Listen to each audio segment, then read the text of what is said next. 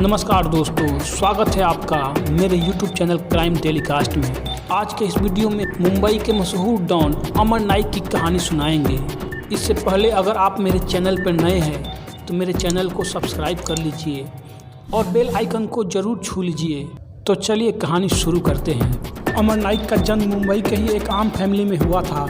अमर नाइक के पिता सब्जी का एक ठेला लगाते थे और उसी से उसके परिवार का गुजर बसर हो रहा था। अमर दो भाई था, अमर नाइक और अश्विन नाइक। क्योंकि अमर बड़ा था इसलिए वो पिता के साथ अक्सर सब्जी बाजार आते जाते रहता था और अपने पिता का हाथ बटाता था।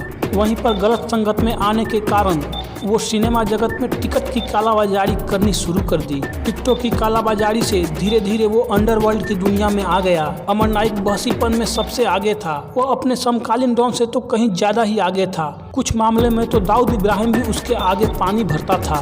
दुश्मनों को तड़पा कर मारने में उसे मजा आता था। इसलिए मुंबई पुलिस ने उसे एक नया नाम दिया था, रावण।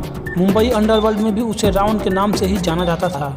देखते ही देखते अमर नाइक अपना खुद का एक गैंग बना लिया। यह 80 के दशक के बीच का समय चल रहा था। बाद में वो दादर के बापट गैंग में शामिल हो गया। गिरोह के लोग फेरी वालों से जमकर उगाही करते थे, लेकिन अमर नाइक की दोस्ती बापट गिरोह से ज्यादा नहीं जमी। फिर उसने बाजी गैंग के लिए काम करना शुरू किया।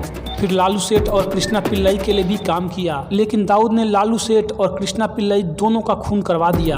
अमर नाइक के लिए यह चुनौती भरे दिन थे, लेकिन उसने अक्लमंदी से काम लिया और उस समय के सबसे खतरनाक गुंडा दशरथ रहाणे को अपने साथ मिला लिया। इसके बाद दोनों साथ मिलकर हफ्ता उगाही का काम करने लगे। अमर नाइक थोड़ा महत्वाकांक्षी आदमी था। वो सीधा दाऊद इब्राहिम से अपना मुकाबला करना चाहता था। इसी चाहत को पूरा करने के लिए उसने अरुण गौली से अपना हाथ मिला लिया, लेकिन यह दोस्ती ज्यादा दिनों तक नहीं चली और दोनों एक दूसरे के खून के प्यासे हो गए। दोनों के बीच गैंगवार शुरू हो गई और दोनों के कई गुर्गे मारे गए। अमर नाइक और गौली की दुश्मनी के पीछे एक किस्सा बहुत ही फेमस है। वह किस्सा यह है कि अमर नाइक ने अरुण गौली के खास व्यापारी कांतिलाल नाहर की शुक्ला जी एस्टेट में हत्या करवा दी, लेकिन इसके लिए अमर नाइक ने छोटा शकील की मदद ली थी। छोटा शकील दाऊद इब्राहिम का आदमी था।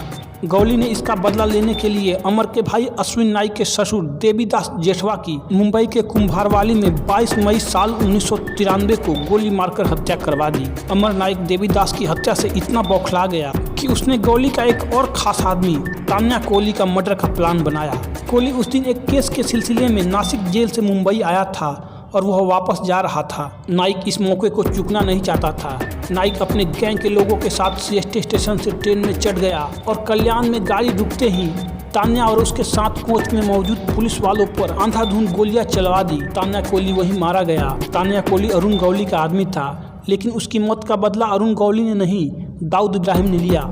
उसने अमर के गैंग का सबसे शातिर बदमाश कहे जाने वाले रमेश भोगले को गोलियों से भुनवा दिया। इसके बाद अमर के खास दशरथ रहाणे की भी हत्या करवा दी गई।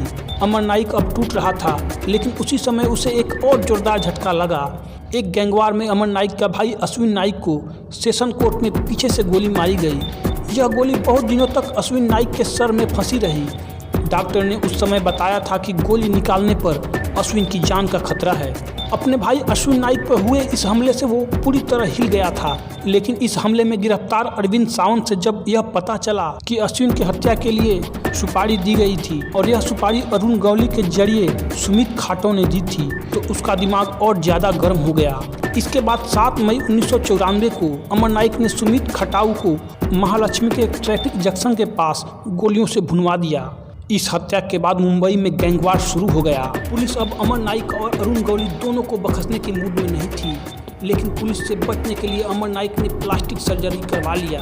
आप सोच सकते हैं कि 80 के दौर में प्लास्टिक सर्जरी करवाना कितनी बड़ी बात थी, लेकिन पुलिस तो पुलिस है।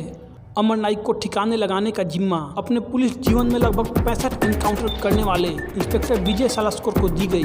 विजय सालास्कर का न्यूज नेटवर्क बहुत ही स्ट्रिक्ट था, उनसे कुछ छुप नहीं पाता था। महीनों के मशक्कत के बाद 9 अगस्त 1996 को विजय सालास्कर को अमर के मुंबई सेंट्रल आने की खबर मिली, जिसके बाद जाल बिछाकर अमर को मार गिराया गया। एनकाउंटर के बाद अमर के पिता ने दावा किया कि यह लाश अमर की नहीं है, लेकिन उसके बाद उसकी पत्नी ने अमर को बर्थ मार्क देखकर पहचाना कि यह अमर नाइक ही है। बाद में विजय सालास्कर 26/11 को मुंबई में हुए आतंकवादी हमले में शहीद हो गए। आगे चलकर मुंबई बॉलीवुड ने अमर नाइक पे एक फिल्म भी बनाई, जिसमें अमर नाइक का रोल जॉन अब्राहम ने निभाया है। फिल्म का नाम है मुंबई सागा। तो यही थी अमर नाइक की कहानी। नमस्कार।